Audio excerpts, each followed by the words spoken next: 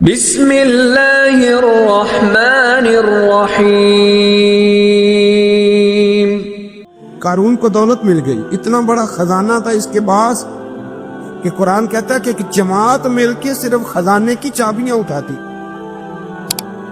یعنی یہ معاذ اللہ کوئی غاب نہیں، یہ قرآن مجید نے بیان فرمایا کہ ایک جماعت مل کے صرف خزانے کی۔ تو حضرت سیدنا موسیٰ علیہ السلام نے کہا زکوٰۃ دو۔ زکوٰۃ کے معاملے میں لوگ ہیل و حجت سے کام لیتے، غریب ہو جاتے۔ اس کو کہا زکوٰۃ دو، تو کہنے لگا آپ کی تو میرے مال پہ نظر ہے۔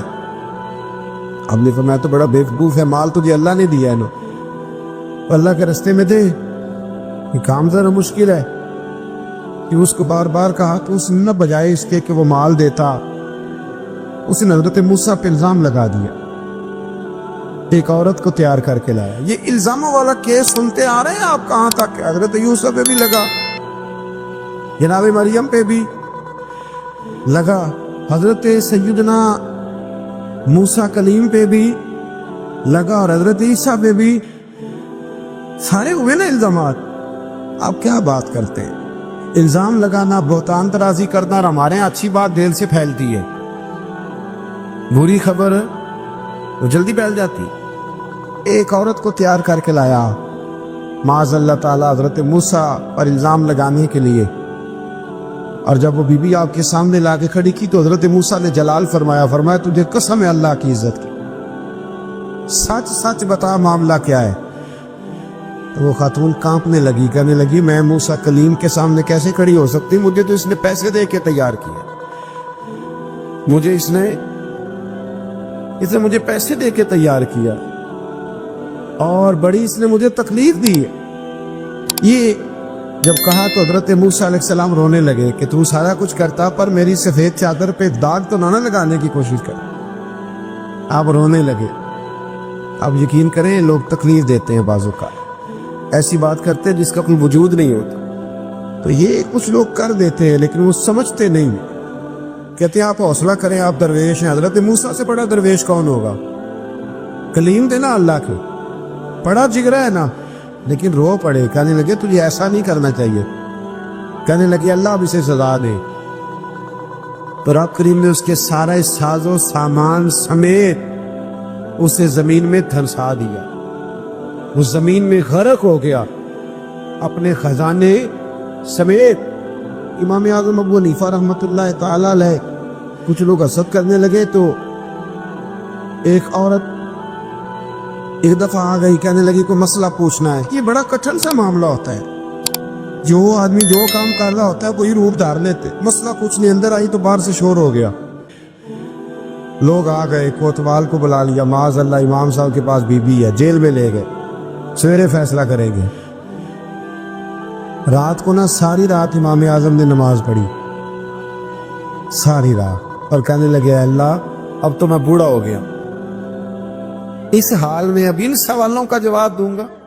وہ عورت بھی ساتھ بند تھی، اس عمر میں ان سوالوں کے جواب یار بڑا مشکل ہوتا ہے۔ اللہ اکبر، اس عمر میں امام صاحب رو رہے تھے تو اس عورت کا دل نرم ہو گیا۔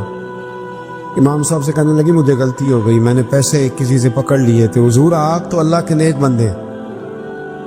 امام صاحب کہنے لگے اب ایک نیکی کر، کوتوال سے کہہ کہ مجھے کوئی تکلیف ہے تو میں دوا کھا کے واپس آ جاؤں گا۔ وہ کوتوال تو پہلے ملا ہوا تھا، اس نے اس کو کہا کہ مجھے کوئی تکلیف ہے میں گھر جاتی ہوں، دوا کھا کے واپس۔ امام صاحب نے سمجھا دیا، وہ گئی تو جو برقع اس نے پہنا ہوا تھا نا نقاب، ساری عورتیں وہ جا کے اس نے امام صاحب کی بیوی کو دیا۔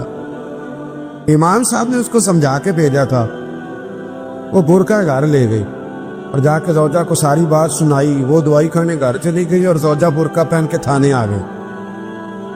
سویرے قاضی کے سامنے بھیج ہوئے تو کہنے لگا جی آپ اتنے بزرگ ہو کے عالم ہو کے بیوی کے ساتھ اکیلے؟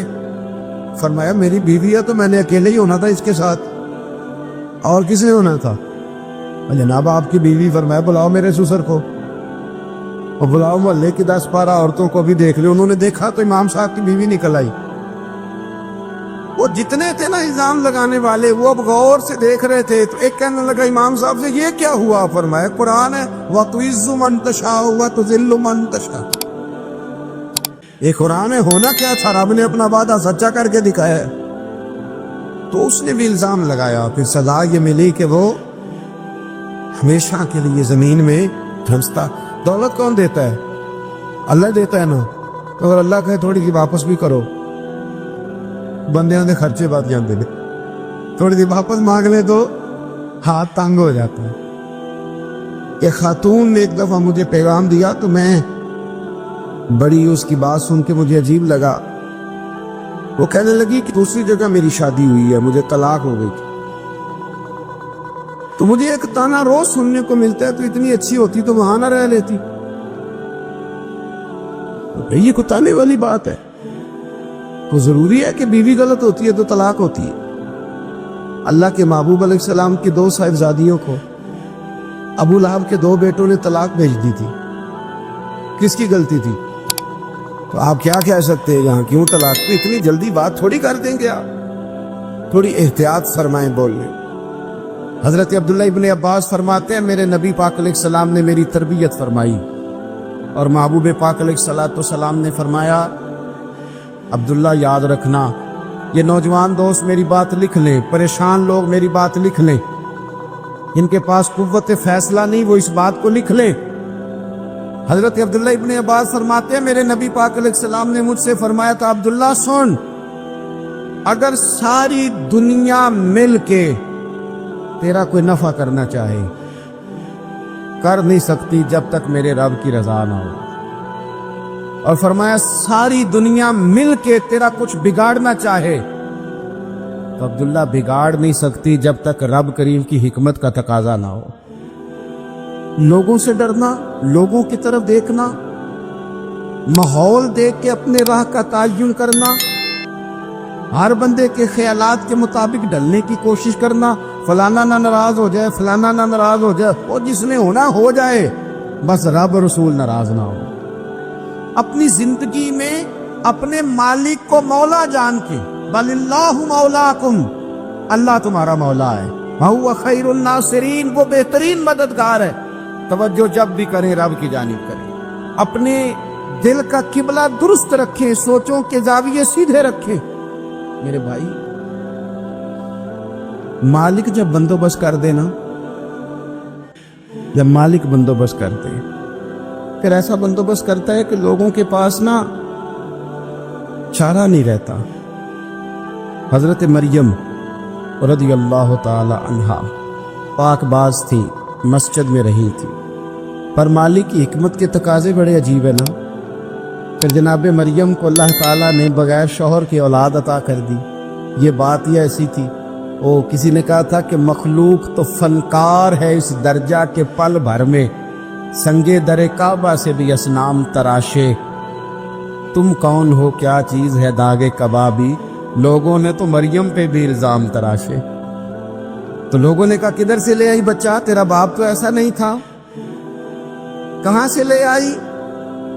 اللہ کرے میں آپ کو سمجھا سکوں، ذرا اپنے آپ کو وہاں کھڑا کریں کہ ایک پاک باز عورت، پاک باپ کی بیٹی، طیب ماں کی بیٹی، اور اللہ کے گھر میں پرورش پانے والی خاتون، ایک وہ وقت اور ایک یہ وقت کہ اس عورت کو کٹہرے میں کھڑا کر کے پوچھا جا رہا ہے کہ معاذ اللہ تیری گود میں بچہ جائز نہیں ہے، کہاں سے لائی ہے؟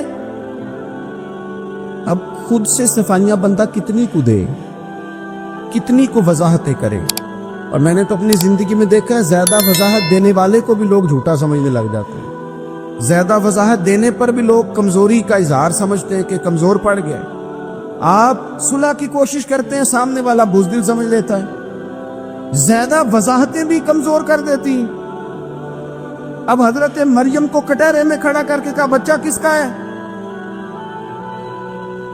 تو پھر خدا بندوبست جب کرے، اللہ جب مددگار ہو، تو پھر حضرت مریم کی گواہی درختوں سے نہیں دلوائی، اس نے پتوں سے نہیں دلوائی، پھر فرشتے نہیں بھیجے. حضرت مریم کہنے لگی مجھ سے نہ پوچھو، وہ جو پنگوڑے میں ہے اسی سے پوچھ لو، ان سے پوچھو نا، وہ کون ہے پوچھ لو، ان سے کر لو سوال. انہوں نے کہا پنگوڑے میں چند دنوں کا بچہ، یہ جواب دے گا؟ مددگار تھا رب. ان کی برات کا اعلان کرنا تھا مالک نے. اور جب مالک اعلان کر دے، جب مالک تیری صفائی دینا چاہے، جب مالک تجھے دنیا کے سامنے نکھارنا چاہے، تو پنگوڑے میں لیٹے حضرت عیسیٰ بول کے کہنے لگے انی عبداللہ آتانی الکتاب. فرمایا میں اللہ کا بندہ ہوں، رب نے مجھے کتاب عطا کر کے نبی بنا کے دنیا میں بھیجا ہے. میں اللہ کا بندہ ہوں، کتاب لے کے آیا ہوں، نبی بن کے آیا ہوں. پھر پنگوڑے سے اعلان ہو گیا، پھر بچہ بول پڑا. اور یہ ایک دفعہ نہیں بات ہوئی. یہ بنی اسرائیل میں ایک جریج نام کے شخص بھی تھے جو نماز پڑھ رہے تھے. بعض نے لکھا ہے نفل نماز تھی. اماں نے پکارا تو آئے نہیں، تو ماں کے منہ سے نکل گیا تو اتنی دیر تک مرے گا نہیں جب تک کسی بے حیا عورت کا منہ نہ دیکھ لے.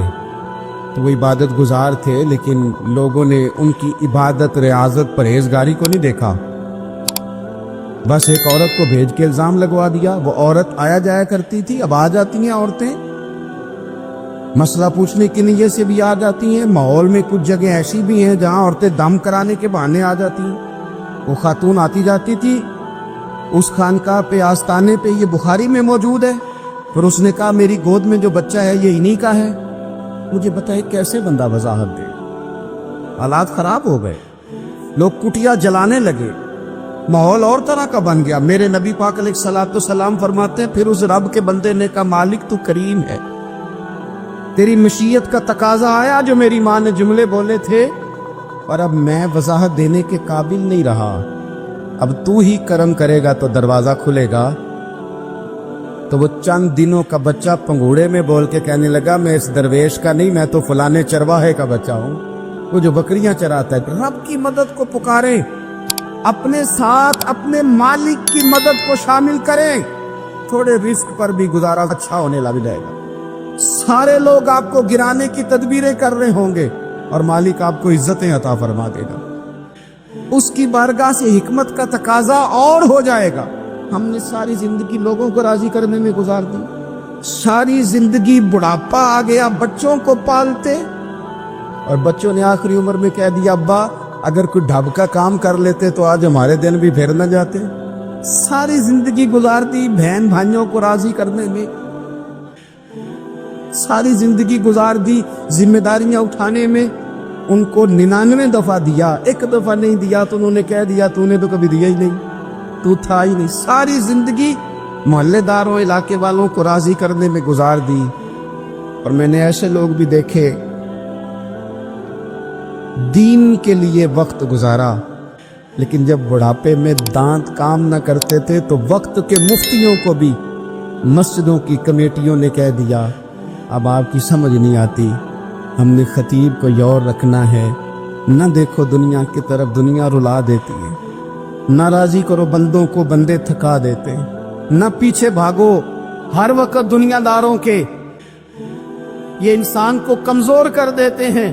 وہ تو کریم ہی بڑا ہے. 2 آنسو زمین پر بعد میں گرتے ہیں، بندے کے گناہ سارے پہلے معاف فرما دیتا ہے. اللہ کی مدد کا حصول، اپنے مالک کی مدد کی طرف بڑھنا.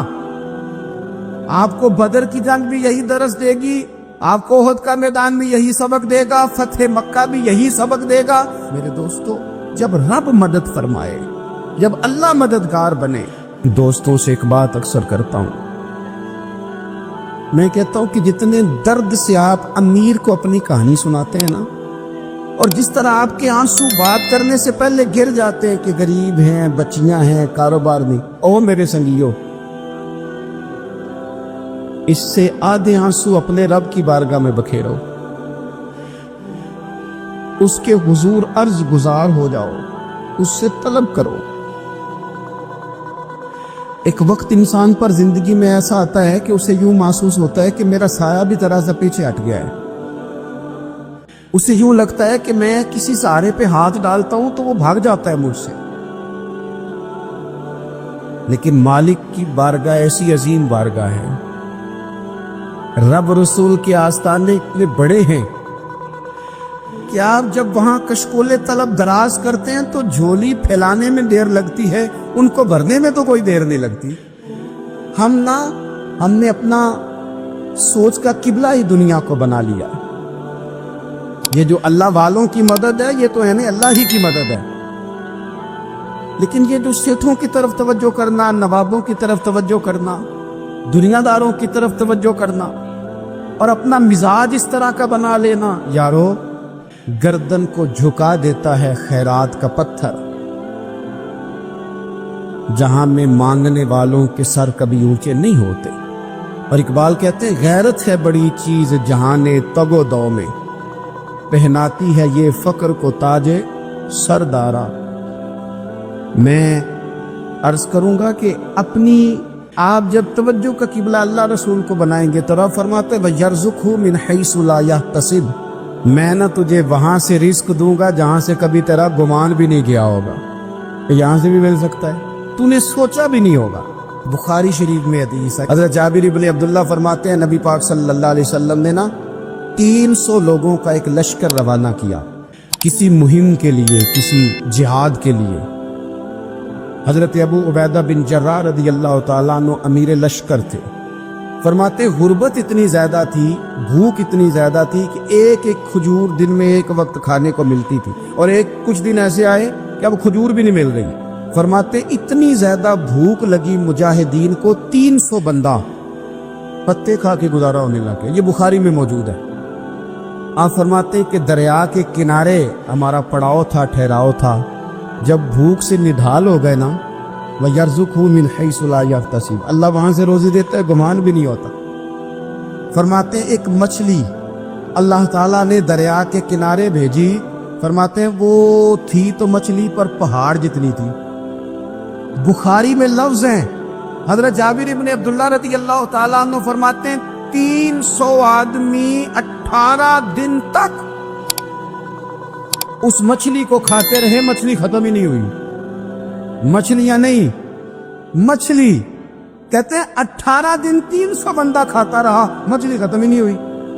اور فرماتے ہیں کہ اس کی ہڈی نکال کے، کانٹا کہیں گے آپ اپنی زبان میں، کہتے وہ نکال کے تو اس کو کھڑا کیا جب، تو اونٹ کجاوے سمیت اس کے بیچ سے گزر جاتا تھا، 2 اس کے کانٹے جوڑے۔ فرماتے ہیں وہ اس کا گوشت ہم کھاتے تھے اور اس کی چربی بطور تیل کے ہم جسموں پہ ملتے تھے، بیماروں کو اس سے سکون آتا تھا، تندرستی شفا ہوتی۔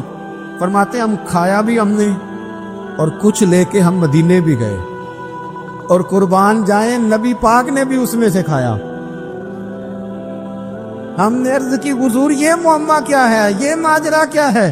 تو محبوب نے فرمایا تمہارے پاس غذا نہیں تھی، رب نے تمہارے لیے بندوبست کیا ہے، اللہ نے تمہیں دیا ہے۔ مکان شروع کر لیا، ایک صاحب نے وہ مکان بنانے لگے، آپ وہ حساب لگا رہے ہیں، کہتے ہیں میرے پاس اتنے پیسے ہیں، اتنے میں نے فلانے دوست سے کہنا ہے اس نے دے دینے، اتنے فلانے رشتہ دار سے کہنا ہے اس نے دے دینے، اتنے فلانے سے کہنا ہے اس نے دے دینے۔ یہ ساری کاپی بنا کے مکان شروع کر لیا۔ جو روز کہتا تھا کوئی حکم ہو جاتے 10 ہی، سب سے پہلے اس کو کہا میاں پیسے چاہیے دن، وہ کہندا ہو کل ہی منڈا ٹوریا ہے، کہتے تو پرسوں 10 داتے لب جانے سن۔ میں آپ کو اپنے تجربے کی بات بتا رہا ہوں۔ یہ لوگوں کا خیال ہوتا ہے کہ آپ سٹارٹ کریں فلانا کام، آپ کے ساتھ ہیں، اللہ کا ہی کوئی نظام ہے، وہ بالکل بھی نہیں ساتھ ہوتے۔ لیکن ایسا نہیں ہے کہ کوئی ساتھ نہیں ہوتا، اللہ تعالیٰ بڑے اسباب پیدا کرتا ہے، وہاں سے دیتا ہے جہاں سے گمان بھی۔ ہمارا یہ ذہن بن جاتا ہے ہم ساری اپنے حساب سے چلتے ہیں، اتنے رشتہ داروں سے، اتنے کون آپ کے ساتھ چلے گا، سوال ہی نہیں پیدا ہوتا۔ یہ سارے کام چھوڑ کے سب سے پہلے 2 رکھتے پڑھو، اپنے رب کی بارگاہ میں، رسول کائنات کی بارگاہ میں گزارشات اور استغاثے پیش کرو، وہاں سے خیر طلب کرو۔ دنیا دار کیا دیں گے، کیا دے سکتے ہیں، کیا حیثیت ہوتی ہے کسی، اللہ کہتا ہے وہاں سے دوں گا۔ تو جو اللہ مال دے وہ لینا چاہیے کہ رشتہ داروں کا مال دیکھنا چاہیے؟ جو اللہ دے وہ لینا چاہیے کہ سیٹھوں نوابوں کی جیبیں دیکھنی چاہیے؟ جو اللہ دے وہ قبول کرنا چاہیے یا دیکھنا چاہیے کون سا آدمی کہاں پہنچ گیا؟ چھوڑو، اپنی مٹی پہ چلنے کا سلیقہ سیکھو۔ کسی کے سنگ مرمر پہ چلو گے تو پھسل جاؤ گے۔ مدد اللہ سے چاہیں اپنی توجہات کا مرکز رب رسول کی ذات پر بنائیں، پھر آپ محسوس کریں گے کہ بڑی جلدی اللہ تعالیٰ کی مدد آنے لگی ہے۔ کبھی آپ صرف کہہ دیں نا میرا رب میرے ساتھ ہے، اس لفظ میں اتنی طاقت ہے کہ دشمن ویسے زہر ہو جاتا ہے۔ زندگی میں کسی سے بھی لڑائی ہو، اچھی طرح سوچ لیں کہ اللہ اس طرف ہے یا اس طرف ہے۔ اگر آپ زیادتی پہ ہیں تو پھر رب مظلوم کی جانب ہے۔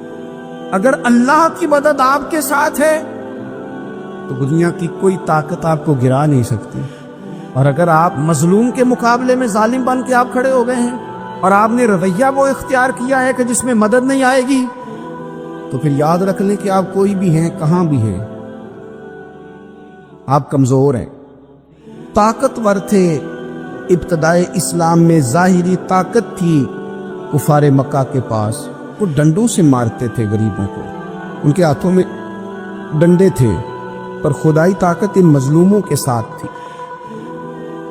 صاحب زرقانی نے لکھا ہے حضرت زنیرہ رضی اللہ تعالیٰ عنہ ایک لونڈی ہے، غریب ہے، ماڑے دا کی کام محمد نس جانا یا رونا، غریب سادی بی بی اور لونڈی کنیزہ، ایک مشرک کی کنیزہ تھی، انہوں نے کلمہ پڑھ لیا، وہ ڈنڈوں سے مارتا، دروں سے مارتا، تکلیف دیتا۔ حضرت زنیرہ رضی اللہ تعالیٰ عنہ کو اتنا مارا، اتنا مارا۔ اب آپ ایک اور پہلو پر بھی غور کریں، مار بھی پڑ رہی ہے پر خدا ادھر ہی ہے، اللہ کی مدد ادھر ہی ہے۔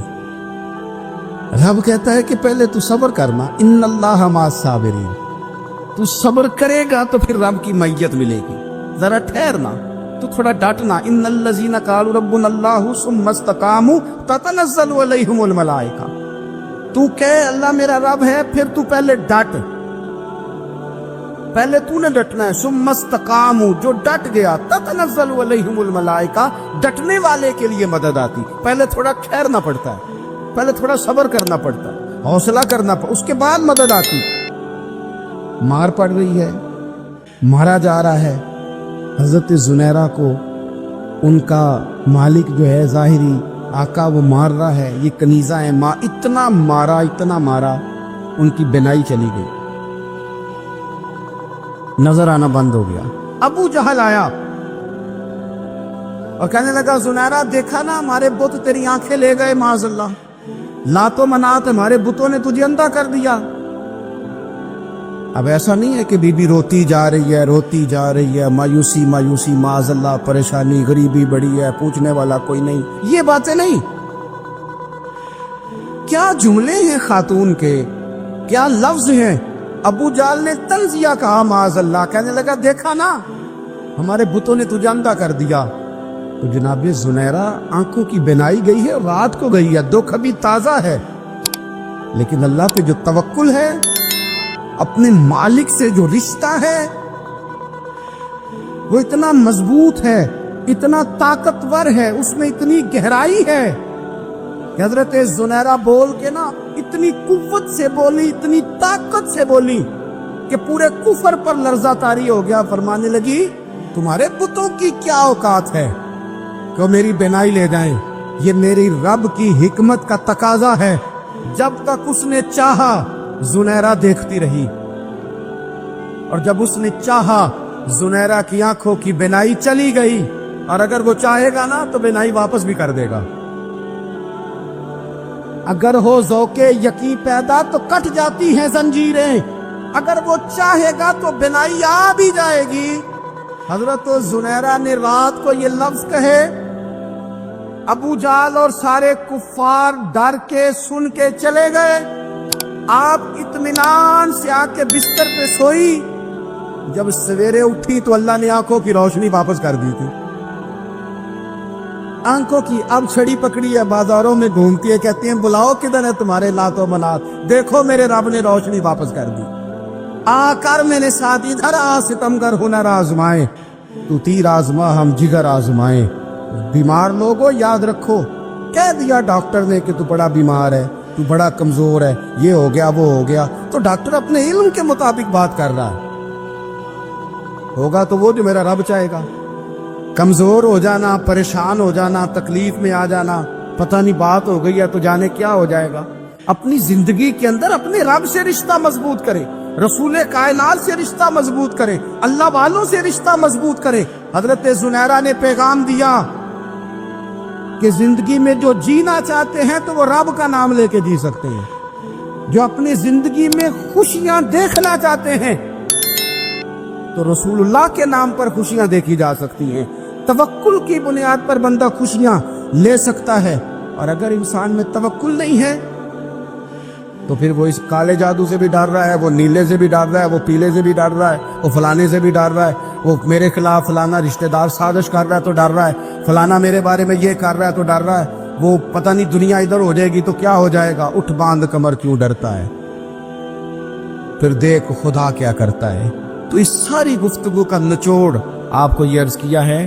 سب سے پہلے تو یہ کہ میدانوں میں مدد بھی اللہ کی, رزق میں مدد بھی اللہ کی, فصلیں خشک ہوں تو مدد پھر بھی اللہ کرے تو پھر ساری مدد, اور اگر انسان بیمار ہو تو پھر بھی مدد اللہ کی. تو اپنے اللہ کی جانب توجہ کو بڑھائیں, آپ اللہ سے مدد کے سوالی بنیں. ترمذی کی ایک حدیث ہے, میں آپ کو زندگی کا تجربہ بتاتا ہوں کہ جب میں بڑا پریشان ہوتا ہوں تو یہ والی روایت کھول لیتا ہوں, مزہ دیتی ہے. میرے نبی پاک علیہ السلام نے فرمایا اپنے دکھ سیٹھوں نوابوں کو نہ کہنا, مالداروں کا نہ کہنا, ورنہ اللہ تمہیں کبھی غنی نہیں کرے گا.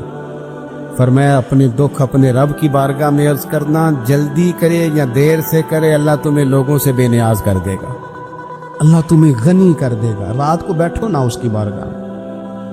امام غزالی سے کسی نے پوچھا تھا, امام غزالی سے, کہ حضور اللہ کا بندے سے راضی ہونا کمال ہے یا بندے کا اللہ سے راضی ہونا کمال ہے؟ تو امام غزالی مسکرائے, فرمانے لگے رب تو بڑا ہی مہربان ہے, وہ تو بڑی جلدی راضی ہو جاتا ہے. وہ تو مسجد میں آ کے توبہ کرے تو اللہ راضی, کسی یتیم کے سر پہ ہاتھ پھیرو تو اللہ راضی, وہ تو کسی اندھے کو رستہ دکھایا تو اللہ راضی ہو گیا, وہ تو طوائف نے کتے کو پانی پلایا تو اللہ. امام صاحب فرمانے لگے یہ بندہ ہے جو اللہ سے راضی نہیں ہوتا. جس کے پاس اولاد نہیں وہ کہتا ہے چلو ایک بیٹی مل جائے تو میں راضی ہوں, بیٹی مل گئی تو کہتا اب ایک بیٹا بھی ملے تو پھر راضی ہوں, پھر کہتا ہے یہ دونوں اچھی تعلیم حاصل کر لے تو پھر میں راضی ہوں, پھر کہتا ہے یہ بہت زیادہ پیسے کمائے تو پھر میں راضی ہوں. بہرحال راضی ہوتا, لیکن جو راضی ہو جاتا ہے نا, اللہ اکبر, جو اللہ سے راضی سکھی بڑا رہتا ہے, سکون میں بڑا رہتا ہے, مطمئن بڑا رہتا ہے. جو سمجھ لیتا ہے نا کہ جو میرے رب نے بہتر سمجھا وہ میرے اللہ نے مجھے. میں کبھی کبھی سوچتا ہوں کہ یار حضرت بلال حبشی نے کوئی عہدہ نہیں مانگا ساری زندگی, انہوں نے نہیں کہا مجھے بھی ایک صوبے کا گورنر بناؤ میری بھی خدمات ہے, مجھے بھی وزیر خزانہ بناؤ میرا بھی کچھ بنتا ہے. ایک دفعہ نہیں کہا سیدنا بلال حبشی رضی اللہ تعالیٰ عنہ نے کہ میری بھی کوئی ڈیوٹی ایسی ہونی چاہیے کہ مجھے چلو سپہ سالار ہی بنا دیا جائے. ساری زندگی مسجد میں جھاڑو دیا تو اسی پہ راضی رہے, ساری زندگی محبوب کے مہمانوں کا لنگر پکایا تو اسی پہ راضی رہے, ساری زندگی میرے محبوب علیہ السلام کے بچوں کی نوکری کی تو اسی پہ راضی رہے, راضی بالرضا رہے. حضرت سیدنا موسیٰ علیہ السلام نے عرض کی کوہ طور پہ جا کے, مولا میری قوم پوچھتی ہے کہ کوئی ایسا کام بتا جو ہم کریں تو ہم سے راضی ہو جائے. حضرت موسیٰ کی قوم کا خیال تھا کہ تہجد کا حکم آئے گا تو پڑھیں گے, صدقات کا حکم آئے گا تو دیں گے, جہاد کی بات ہوگی تو کریں گے. کچھ جو نیک لوگ تھے ان میں سے انہوں نے یہ پیغام دیا کہ مالک ہمیں بتائے کہ وہ کس کام پہ راضی ہوتا ہے, ہم وہ کام کریں تاکہ اللہ ہم سے راضی ہو جائے. حضرت موسیٰ کلیم کہتے میں نے عرض کی مولا میری قوم پوچھتی ہے کہ کون سا ایسا کام کرے کہ تو راضی ہو جائے. تو رب کریم نے ارشاد فرمایا موسیٰ کہتے میرا خیال تھا کوئی لسٹ ملے گی, لیکن مالک نے ایک جملہ کہا, ایک جملہ, اور تفسیروں کے دریاب آ دیے. عرش کے مالک نے فرمایا موسیٰ ان سے کہو جا کے کہ وہ مجھ سے راضی ہو جائے, میں ان سے راضی ہو جاؤں گا, مجھ سے راضی ہو جائے. بندے اللہ سے راضی پھر راضی ہوتے, اللہ کی رضا پہ راضی رہیں, مالک کے فیصلوں میں اپنے دل میں کوئی بوجھ محسوس نہ کریں, اپنی زندگی اللہ کے فیصلوں. دیکھیں نا جو ماں باپ اللہ نے بڑے اچھے سمجھے وہ ہمارے لیے پسند کی, وہ اللہ نے ہمارے لیے جو اس نے ہمارے حق میں بڑے, جو بہن بھائی اللہ کرے آپ کو سمجھ آئے. جو بہن بھائی اس نے ہمارے حق میں بڑے اچھے سمجھے وہی بہن بھائی اس نے ہمیں عطا کیے. جس بیوی کو اس نے ہمارے گھر کے گلشن میں بہتر سمجھا اس کو لا کے اس نے ہمارے آنگن میں بٹھایا. اور جو اولاد اس نے ہمارے لیے باعث افتخار سمجھی وہ اولاد اس نے ہمیں عطا فرمائی. حضرت نوح علیہ السلام کا بیٹا کافر ہو گیا پر کسی جگہ انہوں نے شکوہ نہیں کیا کہ مالک یہ کافر کیوں ہوا. اللہ کے قبضے میں ہے نا دل, پھیر سکتے ہیں نا, مقلب القلوب ہے. لیکن حضرت نوح نے دعا اللہ کی رضا پر راضی رہے. سمجھو کہ میرے حق میں جو بہتر تھا مالک نے وہ چیز مجھے عطا کر دی. ہم یہ سوچتے ہی نہیں کہ ہمیں نہیں پتا ہمارے حق میں بہتر کیا ہے, ہمارے رب کو پتا ہے. امید ہے آپ کو ویڈیو پسند آئی ہوگی. مزید اسلامی ویڈیوز کے لیے وائس آف سیرہ کو سبسکرائب کریں.